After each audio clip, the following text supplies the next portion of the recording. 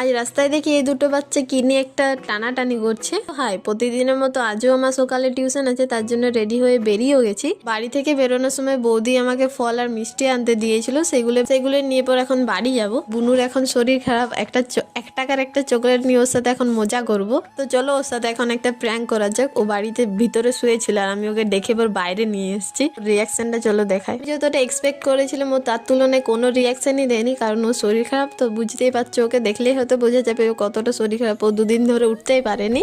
আরো একটা ইন্টারেস্টিং জিনিস দেখানো আছে, এদের দুজনকে দেখো, মা ছেলেকে একসাথে কিভাবে বসে আছে। ওর মায়ের পিঠে এভাবে প্রতিদিন রোজই বসে থাকে প্রায়। তারপর আমি গিয়েছিলাম টিউশন পড়াতে, আর টিউশন পড়াতে যে আমার স্টুডেন্ট একটা কাণ্ড করেছে দেখো। এই যে এই ফুলগুলো সে নিয়ে এসছে, আমাকে এসে এবার বলছে তুমি চোখ বন্ধ করো, তোমাকে একটা জিনিস দেবো। তো আমি চোখ বন্ধ করে হাত পেতেছি, দেখছি সে আমার জন্য ফুল নিয়ে এসছে। কি সুন্দর